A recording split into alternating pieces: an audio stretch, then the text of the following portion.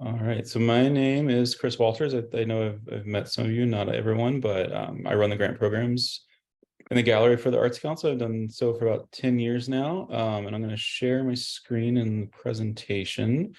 So really kind of go through a lot of the details of this grant program. So if everyone can just confirm you can see that.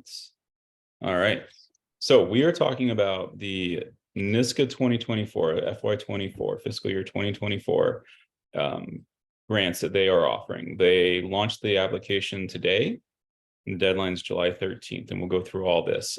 So this is about how to become an applicant with us being your fiscal sponsor. So I'm going to talk about just the overview of the grants, who's eligible, steps you should be taking. I'm going to go through the actual application materials, talk about how they're awarded, how you actually would apply through a fiscal sponsor, and then just some general tips, suggestions, common things that I feel like has come up over the last couple of years. So there's two kind of grants that we have been sponsoring. Support for Artists grants. This is for the creation of new work, and it's for creation of any kind of new work. And then whatever work that's been created, it's made accessible to the public in some way. So it really is that simple. That's what that grant is for. Folk art apprenticeship, that's going to pair individuals' experience in a folk art with the opportunity to study with a master folk artist from their own community. Both of those grants are for $10,000. And TC is the one that he's the folklorist, so he's the one that is working with the folk art apprenticeships applications. Most of this information is going to be geared towards the support for artist applicants, but a lot of it's going to be very applicable. So over the last 2 years, like Connie said, this money started coming in. We've sponsored a large number of applications. We've seen 13 support for artists and 5 folk art apprenticeships awarded in our local area the last 2 years. So that's roughly, I forgot how much money that is, $180,000 or so, somewhere around there, of money going directly to artists in our area. The money that was not coming in here. They opened it up a couple of years ago. They expanded the categories. I think 2 years ago, they gave out around 300 and maybe 400. So somewhere around the 300, 400 range. There's a lot of grants they have to give out. As far as we know, they have about the same amount of money this year. So hopefully they're going to continue that. And they do really go across the state, which is really nice about this program. They do not just stay in the city. So they really are spread far and wide, which is really great. In terms of eligibility, you got to be 18 years or older, current New York State resident. You can't have applied for a 2023 NISCA grant, and that's regardless of whether you got the funding or not. So if you applied for one of these last year, you have to wait a year. And then the other consideration just to know is that if you apply for one of these grants this year, you cannot apply as well to our local grants that we administer on behalf of NISCA. And I can talk more in details if someone has concern about that. There are ways that we can still, if you have ideas, find organizations to partner with, things like that. But that's just something to kind of consider. And that's regardless of whether you get funded or not. So if you apply, don't get it, you still can't apply for our grants because we do have a smaller version of this program. So it's just kind of something to keep in mind. You actually, though, you're not considered the applicant. So what you do is you apply through something called a fiscal sponsor. We are the ones that would actually be the applicant. You are a sponsored applicant. Fiscal sponsors can be anyone that basically can do business with the state. In our area, you're going to look at the Arts Council, some of the museums have the qualification, 171 Cedar Arts. So there's a number of groups that have the ability to be a fiscal sponsor.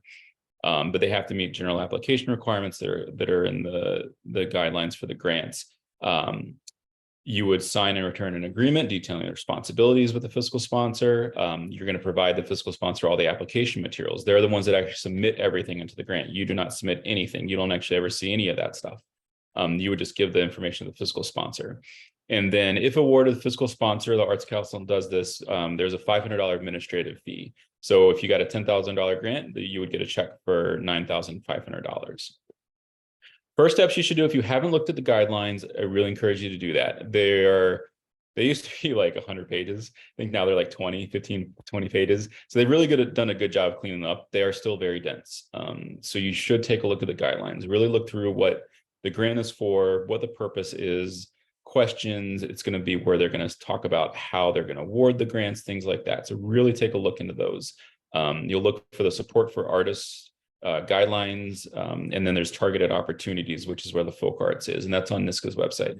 NISCA's been doing webinars. I think they did the support for artists one this morning, and that's where the NISCA staff that is responsible for these programs goes into probably much greater detail than I'm going to go into. So I would encourage you to look through that, because that's going to be a lot of good information as well. I think we know a decent amount about these grants because we've Fiscal sponsored them the last 2 years, but there's still things that, they're not our grant programs. So there's things that we aren't going to know. But talk to, myself, NISCA staff to see what you're doing, make sure it fits in the grant parameters, and then start thinking about finding a fiscal sponsor. We are happy to fiscal sponsor people in our area. So we've done it the last couple of years. I think the first year we did 8 fiscal sponsorships. Last year for support for artists, I think we did 12 or 13. So we've sponsored a lot of people. So we're happy to do that. So the application materials are kind of broken down into 5 different things. There is your basic applicant information, and that's going to be sent to us in a Word document, and we copy and paste that information into the application. There's proof of New York State residency, which is sent to us as either PDFs or JPEGs. These are not actually submitted into the application, but we're required to collect them to verify that you are indeed a New York State resident. And then the main bulk of the application is going to be your narrative, your work samples, and your resume. And those documents are all going to be eventually combined and uploaded into the system. So I'm going to go through each of those steps, what they are. This is kind of a screenshot. A lot of these are screenshots of what our intake form is, I guess you could call it. So this is going to be a separate Word document. It's just going to take, your legal first name, last name, basic information like that. Project title, this doesn't have to be a final project title, but this is what it's going to be in the grant system, up to 100 characters, and that is with spaces. I'll show you how to find that out later. Your product description, so this is just going to be a 250 character, which is basically 1 or 2 sentences, what your product is all about. And then you're going to pick your artist area and subcategories. So there's going to be a number of different categories available, and those again are listed in the guidelines. So you're going to have to pick the main category, and then within that, if there are subcategory options. So each of those is going to have to be chosen. Proof of residency, it has to be dated, it can't be dated, older than 2 years. So it has to be within the last 2 years. This could be a utility bill, it could be a bank statement, a mortgage, a lease, renter's agreement, driver's license, voter registration card. There's a lot of different options. It just has to show your name, address, and date on it. Hide, if you send a bank statement, black out all the account numbers, black out all your account information. No one needs to see that information, especially if it has social security numbers or other important information. It just really needs to show that you are a current resident of the state. And again, we don't send those to NISCA, but we're required to collect them in case they want to see them. And then the narrative itself. So the narrative is going to be, there's a series of questions. It's found in the narrative section of the guidelines. It's going to be, even though it's broken out into different questions, the structure is going to be written like it's one long flowing essay. You're not going to have breaks for questions. You're not going to insert the actual questions in your response. It's going to be really written as kind of one long essay. You're going to include your project title at the beginning, and then it's 10,000 total characters. And again, that's with the spaces. So that's roughly 3 pages, roughly 1,500 words. That's not an exact number, but that's around the average what they've tended to be. Finding your word count. This comes up every single time. So I'm just going to show you 2 quick ways, Microsoft Word and Google Docs. Microsoft Word, there's a little thing at the bottom when you're working in Word. See this 887 word button? You click on that, it's going to pop this screen up. Character no spaces, character with spaces. The character with spaces is the one that you want to pay attention to. That is the number. Do not go over 10,000. It will not, I don't know what they'll do actually, but don't go over 10,000 because it is part of a PDF, but they do have some way in the system to check. So don't go over that 10,000. And that's going to include listing the product title and going into the narrative. In Google Docs, if you go to the tools menu and then the word count, and it's going to show it in this far right one. They have it at slightly different wording. It's going to be the characters is the one you're looking at, not the characters excluding spaces. So those are 2 things to keep in mind. I know there's other word programs people use, but those I think they're the 2 common ones. But I can always take whatever you've got and I can put it into verify as well. And then this is just a screenshot of my narrative. So disclosure, I got one of these 2 years ago. So this is kind of how I just structure it. So you see I put the product title at the top and then product narrative. And then I kind of go in from there, and you can see kind of me breaking apart some of my paragraphs. So it just kind of should look like an essay that you're writing. I'm going to go through the narrative questions. I can go into more detail one-on-one, but just so you know, when you look in the guidelines, they're kind of buried. They're not the easiest to find, and they're all listed as long bullet points. So you're going to describe the project that you're seeking support for. You're going to provide a statement, and you're the lead artist, very likely, describing your vision, your style, thematic qualities of the work. If it's building on similar work in the field, different things that you're doing. So those are questions that they're looking to get answers for. The work sample. So this is a big section. You're going to actually talk about the work samples. So there is a place where you will have your actual work samples. And then, but in the narrative, you're actually going to talk about those work samples. And this is where, and people ask all the time, you can talk about each individual work sample.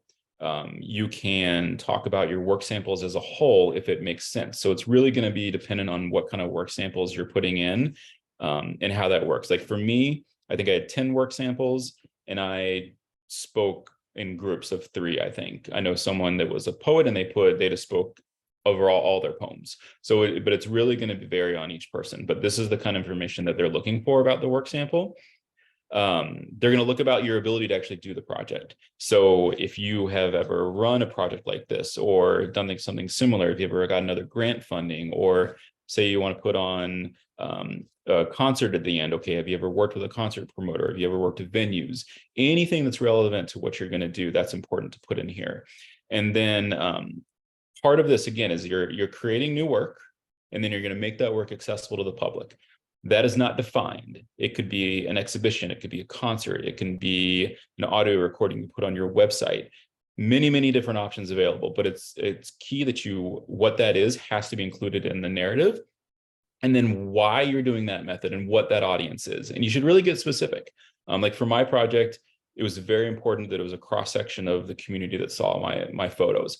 So I chose libraries for that purpose, and I went into explicit detail about the population in our area, focusing on these 3 counties, things like that. So really, you really want to focus in, not think broadly about, New York State, or really who is your intended audience and why is that in there. And then if you have any novel approaches, the question they have about the way you're going to engage the public, you can put that in there as well.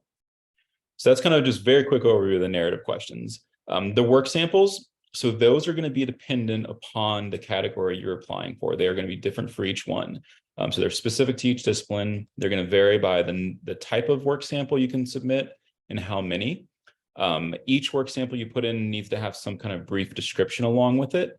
And then since it's part of this giant PDF you're going to submit, it's not like you can upload a link to a song and you can't upload like separate photos. It's all has to go into a document. So what you're going to need to do is take your work samples, put them on some kind of Word document, and then save that as a PDF. If you're going to use images, make sure it's highest quality images possible. As far as I know, there's no file size limit. This is 2 examples. So the one on the left, that's an example of the work sample I had in my application. So here's the photo, title of the work, which is required, and then a description of what it was. And then so in my narrative, I'm referencing this photo. I'm referencing Gerard Burke, talking about what this kind of photo represents for the project I want to do, things like that. The thing on the right is just an example of, okay, say you're a musician, something like that, where your songs are streaming on YouTube or some other venue. So you would do something like this. You would put in your name, write description of what these are. You would title it, the year, and then put a live link to the sample. And you just need to make sure that whatever sample you're putting in there is not password protected, and it's something that's not going to change. So that, because I don't know how soon people are going to look at that, but it's something that needs to be a living live streaming thing. It should not be a link to a download. Again, they have very specific instructions in the guidelines on what kind of links and things like that to include. So make sure you really look at that carefully. The resume. So this is going to demonstrate your capacity to complete the project, and it's going to be, make it specific to this application. I know a lot of people have a lot of different hats out there. You do a lot of different things in the community. You might have several different artistic practices you focus on, but this is about this grant and this particular application. So really make sure this resume is speaking to that. It should not be written as an artist bio. That was made very clear by one of the staff members. It needs to be a resume that is bullet pointed, that shows your experience, whether you have a certain number of concerts or songs you've written or exhibitions you've done, things like that. And it can be only 1 page long. So this again it's very clear. It cannot not be longer than that. Again, this is just an example of kind of what mine looked like, where I've got my name at the top, basic contact, not even really contact, but how to find some of my work, solo exhibition list, group exhibition lists. And then I think at the bottom, I had a couple other things, awards, things like that. So it can have, roughly that kind of format. But again, it's really important that it is not a bio, that it's not a paragraph formatted biography. The award process. So this is an all or nothing $10,000 award. They do not award someone $5,000, $1,000. It is either you get it or you don't. So it's $10,000. And like I said, there's a $500 administrative fee that the Arts Council would take. I can't speak for other fiscal sponsors, but I think all the other ones, my fiscal sponsor, which was another organization, they took a $500 fee. The awards are made up or decided by a peer panel. It's made up of artists, arts professionals from across the state. They are matched up by discipline. So you will have musicians evaluating musicians. You will have visual artists evaluating visual artists. So they really do make sure it is discipline specific, and they have people from across the state on the panel. So it's not like a New York City panel is going to be evaluating upstate. So they do spread out the geography, I think, on the panels, but it's definitely matched up by the specific expertise. You're going to be evaluated and scored on a 0 to 5 point scale. And that's going to be based on the criteria, and the criteria listed in the guidelines. And that's another thing outside of the questions, criteria, the next thing that you should be looking at. That is what they're going to be looking at and using to the scores. For the folk arts, there's 2 different scores they do, I think, creativity and then managerial. The Support for Artists grant, it's just creativity. They have managerial stuff in there, but it's just one. So basically each panelist is going to give you a 0 to 5 rating, and they're going to compile those, and that's what you're going to be your score. The criteria mostly match the application components, the narrative, but not exactly. So you're going to have to make sure that whatever you have in your work samples, other areas, that it's going to correspond to those criteria. Final thing I'll say about the award process, we don't know when the award notifications are going to happen or when the money's going to get distributed. I made the big mistake last year of saying, oh, well, based on the timeline for when the first year they did it, then there'll probably be 3 months and then we'll have the money. No. They took like 4 or 5 months to notify everybody, and the money was 3 or 4 months into the calendar year before it got out. A lot of that, some of that's out of NYSCA's hands, some of it's in their hands, but don't go into, like, if you get the grant, don't expect that you're going to have it on January 1st. Could be February, could be March, could be April. My year, we had it in mid-January. So it's no way to know from year to year. I think the first time it was 3 months notification. Last time it took like 5 months. Again, so I don't know the timeline for that. So I will not pontificate this time around.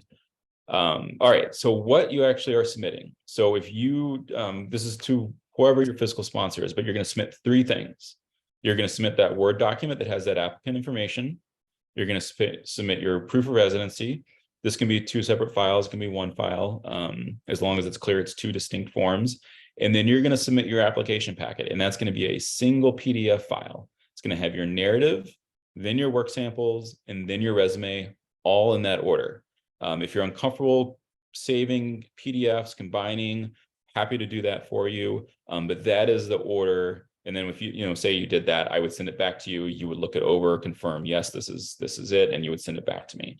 But that's really important. It's a single PDF, and we upload it into the system as a single PDF. The application deadline is July 13th. However, the deadline to get information into us is July 6th, because we need that time to make sure we have all the proper materials, to make sure we can get everything into the system on time. So we don't crunch it on the day of the actual deadline. So it's about a week beforehand. So about a month from now. So the timeline this year is shorter. There's definitely less time than I think last year. There was 6 weeks. Before that, there was 8 or 9 weeks. So it is a much shorter time period turnaround time. So that's why I was really emphasizing the first steps about getting the ball rolling on if you're going to decide to apply to this. So those next steps, what you should be doing. Reach out to myself, TC, if it's folk art related. I can also work with folk artists. But he definitely does the folk art apprenticeships. Reach out to both of us. but reach out and talk about your intent that you want to have the Arts Council act as a fiscal sponsor.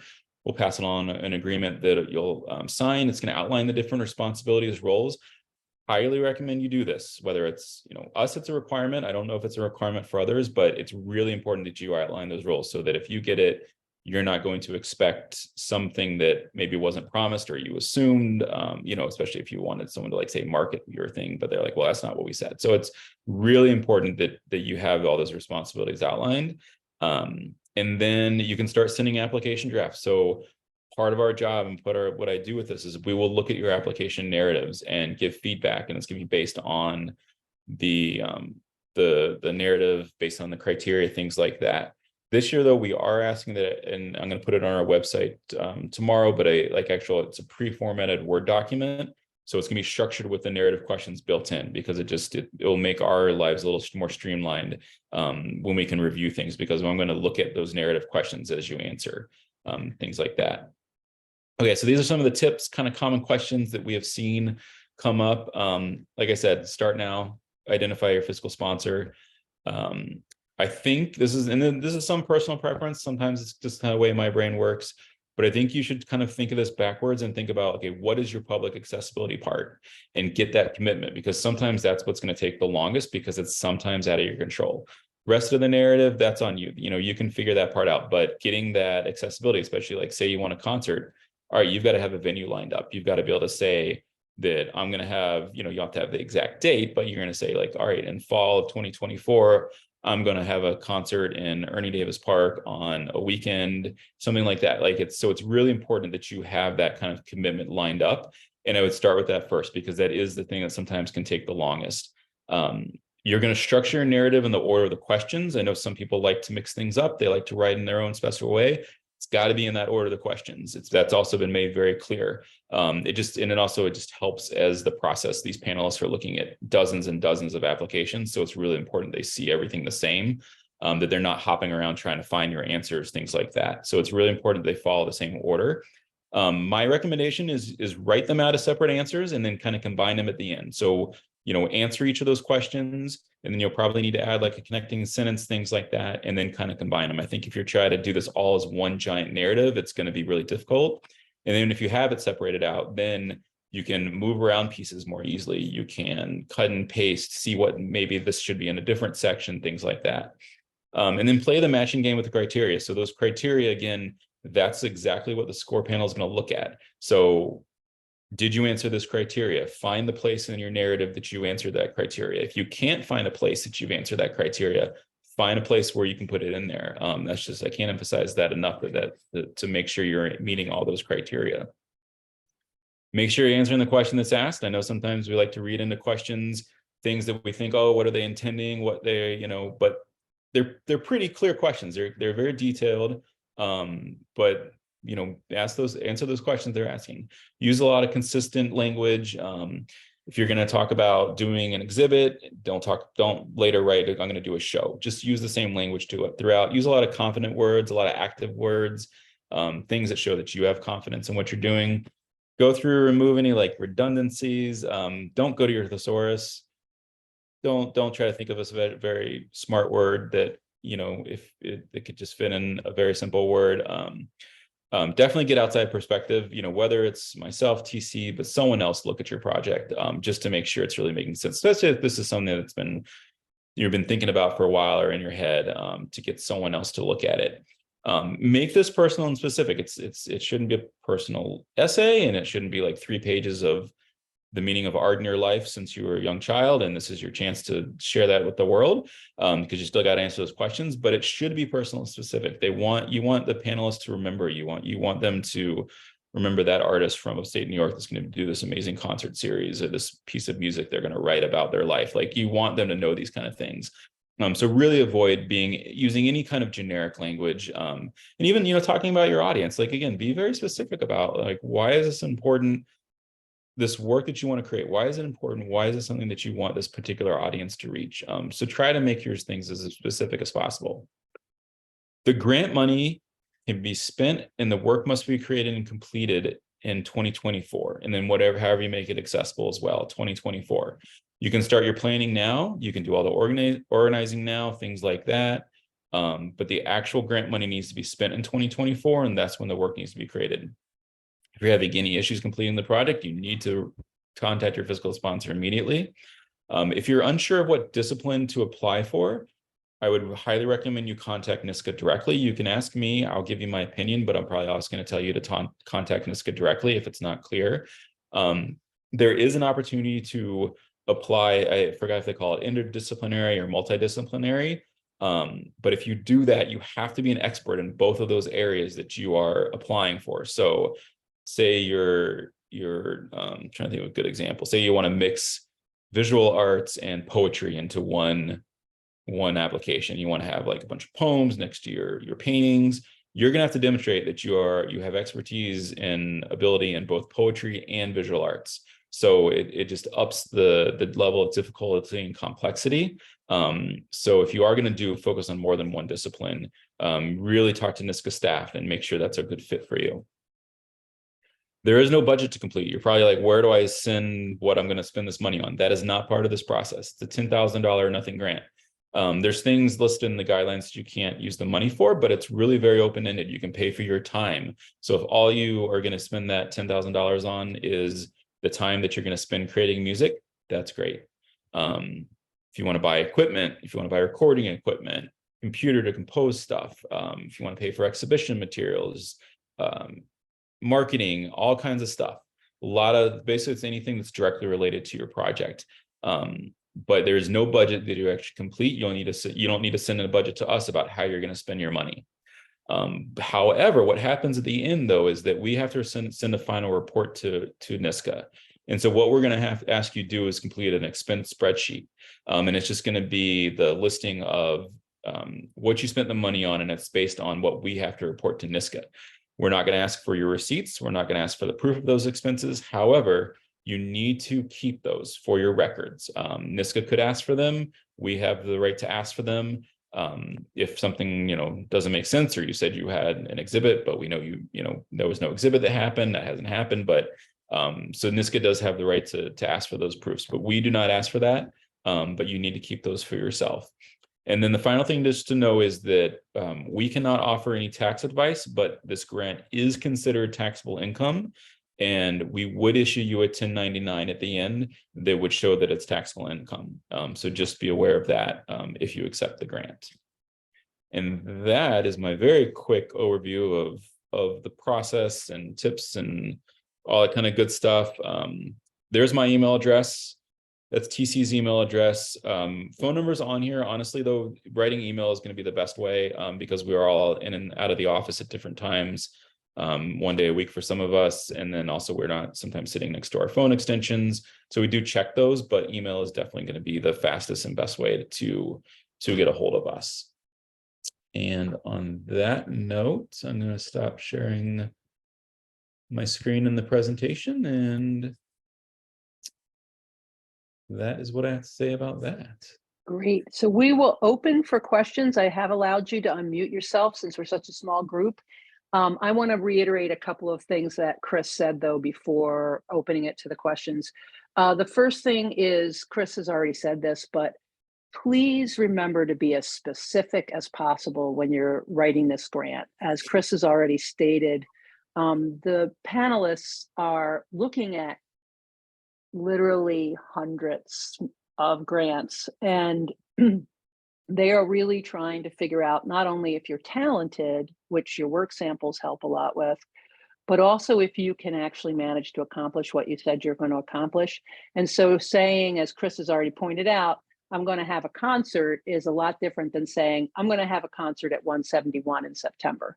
So, to be as specific as possible, be nice to the panelists. They are reading hundreds of these things. So when you're writing, try to be as linear and clear.